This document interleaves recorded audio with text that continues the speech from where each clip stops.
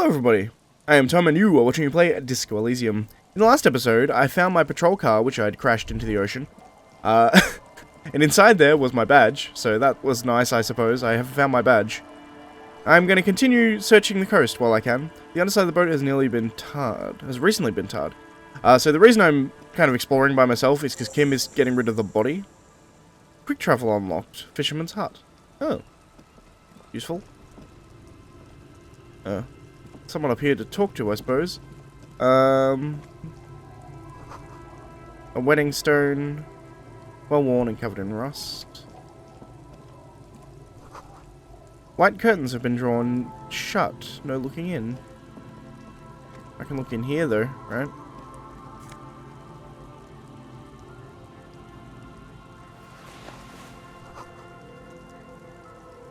Oh, they've drawn the curtains there as well.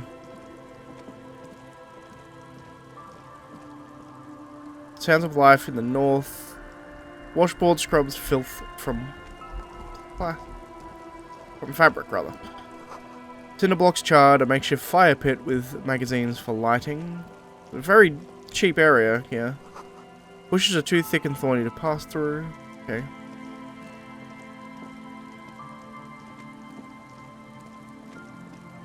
Yeah, so Kim is not here. I think I cut myself off. Kim is not here because he is taking the body back to be processed.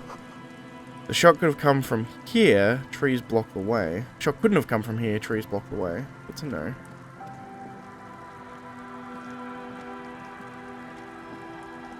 I missed a thing down here, apparently. Free bottle.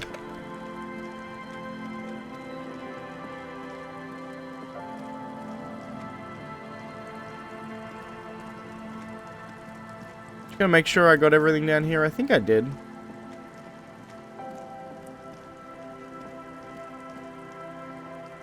Yeah, looks like it. I think I got everything down here.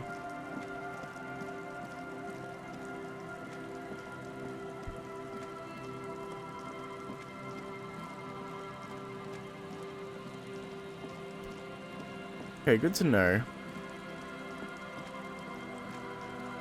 Does this just sit down? You sit on the wind-worn wooden planks of the bed. Okay. So it's just a way to waste time. Good to know. Let's keep going. New area here, which means there's an opportunity to make money. There we go. And I need 20 money if I want to... 20 real if I want to actually get my place back. Construction material. Whoever planned to build this house left in a hurry.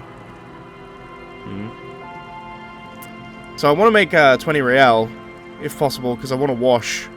And I need my hotel room to do that. The street sign is illegible below the graffito. Hard to see details. The colour all warm and welcoming and cozy enough though. A flower through where nothing really grows. Maybe in the spring. A flower trough. I'm an idiot. Can't read. Alright. So I'm slowly making my way around here.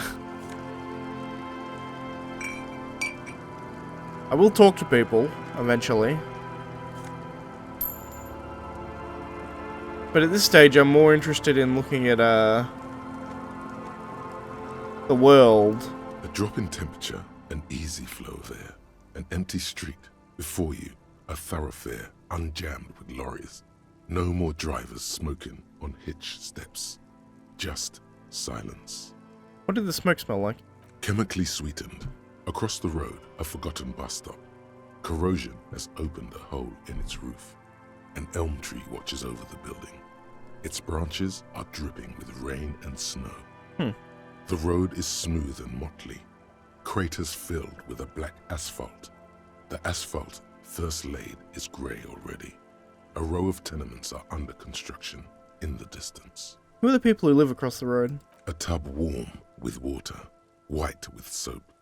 A man bathes while radio waves transmit the lottery numbers.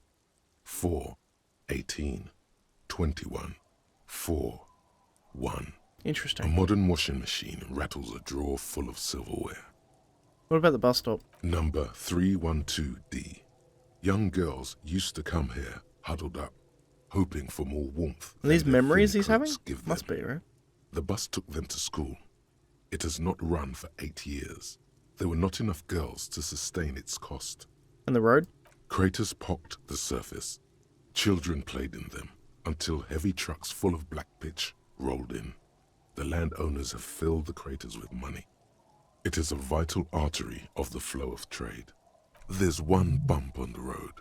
A dead dog lies flat about 200 paces away, right at the turn. Dead dog? Tragedy comes from the wheels of a fast RCM vehicle, hurrying to work. The cold washes over you. The sound of the sea has grown distant. I killed the dog, I guess. That is enough. The wind moves the aerosol. A detective stands behind the boom barrier. A breeze moves a curl of his hair.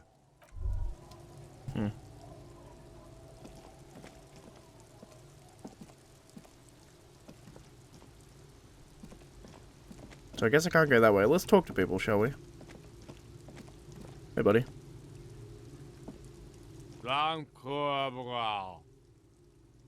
Don't call Abigail, grumbles an unshaven man with a ruddy nose. He narrows his eyes as if in recognition, then turns his head away. The noxious odor emanating from the drunken man is strong and familiar.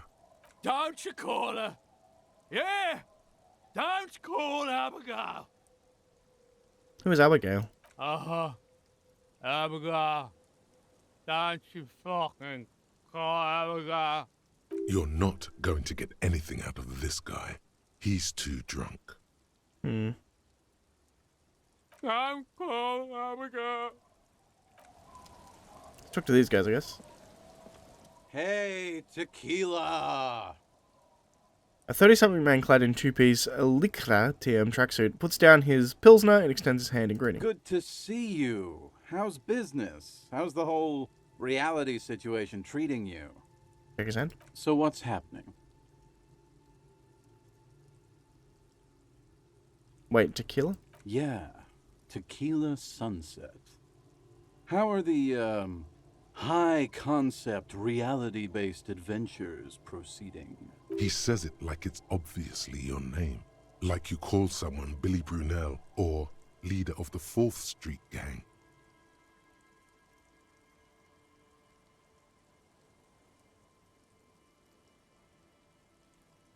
I have re-entered reality to conquer it, bend it to my will. I am the law. That's the spirit. I used to shape reality into my image a long time ago. Those days are over now. He looks at his shit-stained Lycra trademark jacket with a grim expression. Idiot Doom Spiral is his name. Sadly, things aren't going that well in Idiot Doom Spiral land. Haven't found those keys yet, haven't won that great piece of ass back. No word from my business buddies. Idiot Doom Spiral, huh? This is bound to be a good, high-concept conversation.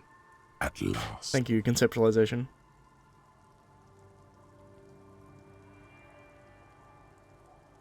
What do you guys do around here? We are saving the world. He looks at his comrades. Please. Please don't call. Don't. Okay, we're drinking. We're drinking alcohol. That's what we're doing. I tried to save the world once, a long time ago, with enterprise, creativity, and willpower. But that didn't work out. So now, it's a pirate's life for me. What is a tequila sunset? You keep saying that. It's you. Your Tequila Sunset. I obviously spoke to him. How do you know this? We've met before. Don't you remember? No, you sure don't. No. Aha. Do you want to know how Tequila Sunset came to be? Go ahead. Let me take a sip to moisten up my chords. Tequila Sunset rolled into Martinez last Friday, and by Tequila Sunset, I mean you. The man, the myth. Wait, do we meet on Friday? Hey, let's not jump ahead of ourselves. This is your story. Stop interrupting. Fair enough. You got here on Friday to solve a case, hoping to be the early bird who gets the worm. And by the worm, I mean the buzz. Because as far as I know, all you did was get piss drunk. Word on the street is you went around the local hostel telling people that you're a police officer. and that it would be really fucked up if you shot yourself in the head right in front of them. That's pretty high concept, if you ask me. It is.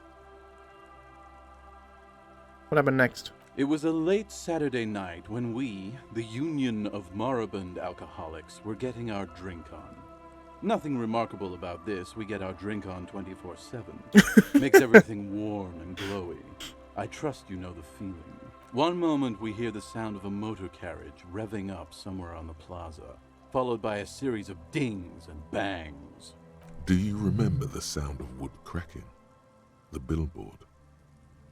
Naturally, loud noises pique the interest of anybody owning a pair of ears. That's just the reality we're in. Naturally. Anyway, there was a brief silence, a gasp of silence, if you will, followed by a real commotion.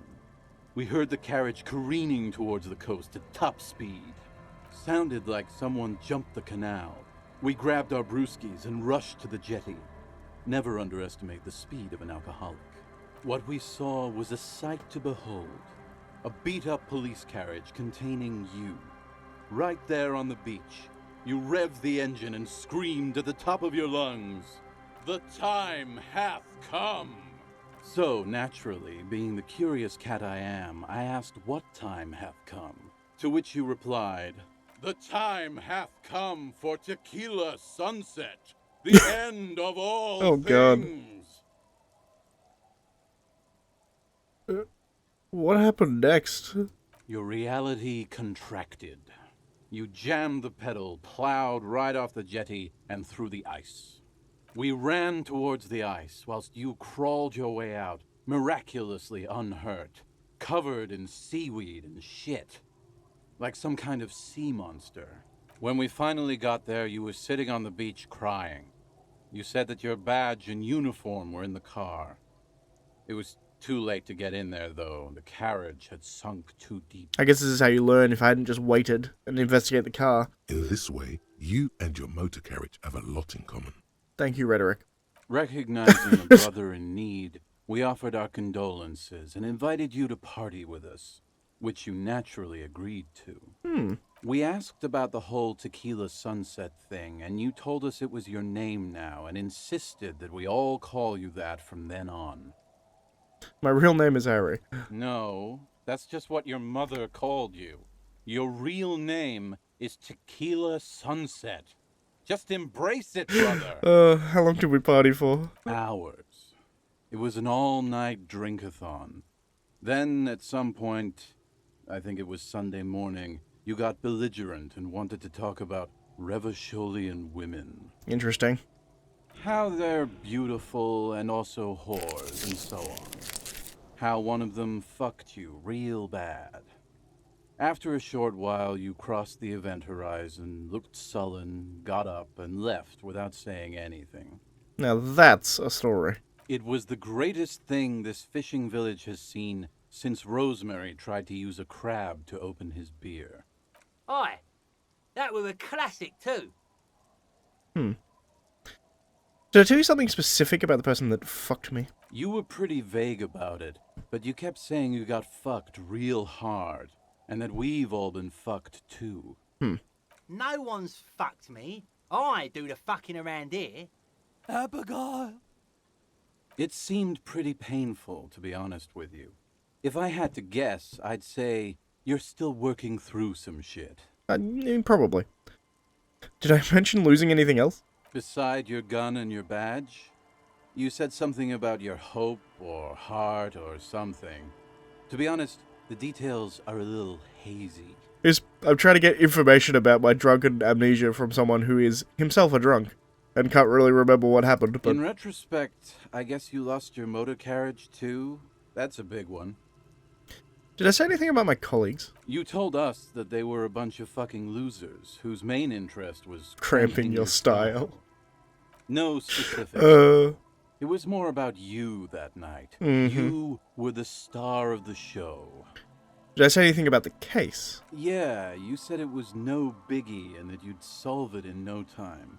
And that you didn't need anyone to do it. You're doing it solo now. Did we talk about politics? This is interesting. I want to know what my politics were before this. Yeah, you said that it was okay that you crashed your carriage because the spectral hand of the market was guiding you. Interesting. This was before you started talking about how the Pinkies were always trying to fuck you. Okay. So, hard capitalist. Well, hard anti-communist. Probably also capitalist, I guess. Spectral hand of the market would imply capitalist, right? Did you get a read on what kind of cop I was? You said being a cop was real boring and that there was no reason to talk about it. You also kept pausing to knock the heel of your hand against your temple, saying, boring, boring, boring. I don't need to hear any more. It's a hard thing for a man to confront his past. That's why I avoid mine at all costs. You seem to be categorized by your storytelling ability. Want to tell me another one sometime? Whoop-de-doo. So now I'm a fucking storyteller. Right. Why not? Better than a beach bum. Tell me how you became Idiot Doom Spiral. It depends, really. Are you willing to help me out? You might get scammed here. What do you need? Booze. Did you already forget our party? The thing I relayed to you earlier. So, have you got anything for good old Idiot Doom Spiral? A bottle for a story. Seems fair to me. Here's some Commodore Red. Classy. Hey, Spiral Boy, you gonna share that? Don't call Abigail. Shut up, guys. I'm telling a story here. Something happened to you. Something happened to me, too. My actual name is George. But around here, you already know. I was once a reasonably high net worth individual. A founder/junior partner at a high concept creative services agency. When my story begins, Interesting. I had just landed a major contract with an insurance firm. I used the profits from my agency to finance what I called a cultural incubator. Abstract value generation, value per person, high Interesting. concept Okay. stuff. I developed the paradigm, worked within the paradigm, but the burden of leadership weighed heavily on me. So I went jogging every so often to keep myself sane. How many people did you have working for you? 22 full-time employees. Damn. An all-star team. A potentially historical set of individuals. Worrying about them often kept me up well into the morning hours. It's a good small business. Did the jogging help? It did. With my trusty Sansarique tracksuit, I felt like I could conquer the world. But now dreams are worn thin, much like my tracksuit. He says thoughtfully, brushing dust off his shirt-stained pants. Shit-stained pants, rather. What happened? One day I left on my evening run. As you may know, it's impossible to clear your head when you're distracted by the sound of keys jangling in your pockets. His eyes are clouded, his dilated blood vessels encircling his irises like stinging brambles. His eyes are your eyes. So I removed the key ring and put the keys for the front gate and the apartment into different pockets to stop the jangling, you see? At least, that was the plan. I was halfway done with my usual lap when it started to rain. The reality situation became very wet, very quickly. Go on. I made my way back home and discovered that I didn't have the key to the front gate. I'd mixed it up with the key to the letterbox, which was useless. Naturally, the situation required me to climb over the gate, which I did. There was no climbing down because I slipped and landed on my ass.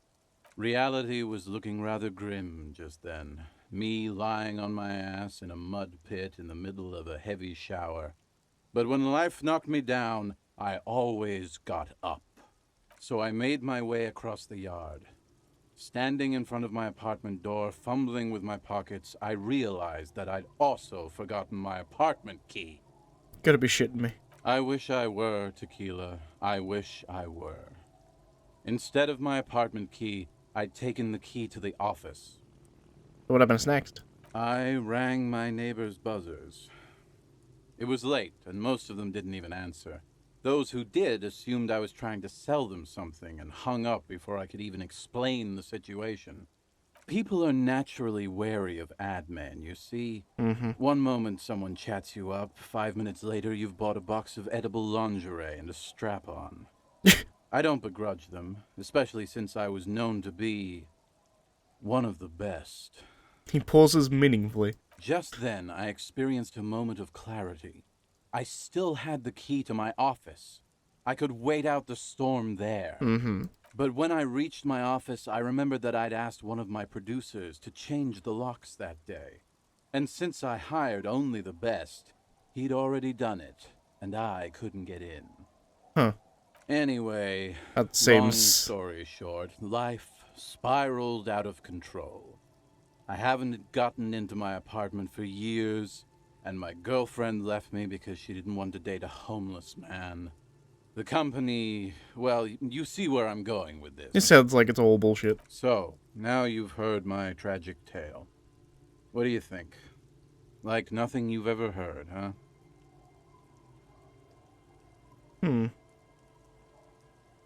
I literally can't believe it. Me neither, Tequila. When I lost my keys, I lost more than access to my apartment. I also lost my leverage over humanity. I wasn't a high-concept creative director anymore. I was Just some homeless asshole with a premium asshole with hairsprit, premium lick grey sensory tracksuit. lycra tracksuit. You can't imagine what that does to a man's confidence. Anyway, that was all the story one bottle gets you. Almost empty, this one. Why do you keep losing all your stuff? Good fucking question, Tequila. If I knew the answer, you think I'd be hanging out on a beach in this formerly premium but now extremely dirty two-piece lycra tracksuit? He's very proud of that tracksuit. I used to own my reality situation. My business buddies and I had our own creative services agency. I had a nice apartment, an even nicer piece of ass. But somehow it all got away from me. I get the distinct feeling that it got away from him because of his drinking more than anything else, I right? can't hang on to anything. Just last week I stole this nice new jacket, but then I lost it too. The only things I haven't lost are these two drunks. What's the name of your agency? My agency, man. The Boom Boom Room. Our concept was combining high art with the lowest forms of marketing. The color red, breasts, and oil painting. I convinced my partners to reinvest some of our profits in an even more high-concept cultural incubator called Thin Air. The artists were happy, the clients were happy. I was financing a group of poets in East Kind of Rivershaw fantastic. who were developing a new universal poetic language. But then it all went to shit. If it sounds like it makes no sense, that's Because it doesn't. It doesn't.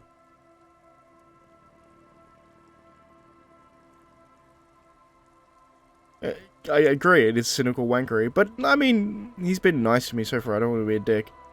I agree, though, mixing oil painting and breasts to make ads isn't high art, it's just cynical wankery. I agree entirely.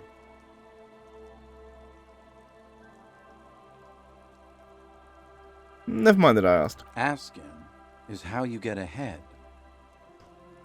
Huh. Is this about a lost jacket? Tequila, it's a verifiable tragedy. It was practically brand new. Sure, it didn't really go with my lycra threads, but it did itch a lot less. I love the fact that every single time it has the trademark in here when they do this. Say, you're a detective, right? Maybe you can help old Doom Spiral out. Solve the case of the missing jacket. What do you say, Tequila? Where'd you lose it? If I knew where I lost it, don't you think I'd have it? I mean, Maybe I was up by the boardwalk, or walking along the beach, or checking out the abandoned fish market. It's a lot of places. Somewhere north of here, that's for sure. You could ask around, see if anyone's seen it. What about the other drunks? My fellow members of the Union of Moribund Alcoholics? They're exactly what they look like. Hey, tequila! You want to buy some speed? Shut the fuck up, Rosemary. He's a cop, remember? I thought he was a cool cop. Don't call Abigail. And this is Abs. So yeah, that's basically us. We drink together. I'm all ears, Tequila. Be seeing you. You too, Tequila Sunset. Well, that was interesting. We're sitting at like 25 minutes already, so I'm going to end the episode here. I'm going to talk to this guy next episode, I suppose, and then everybody else around this area, because there's a lot of interesting shit going on. I got some pants. What are my pants currently? They give me electrochemistry, which I don't really care about.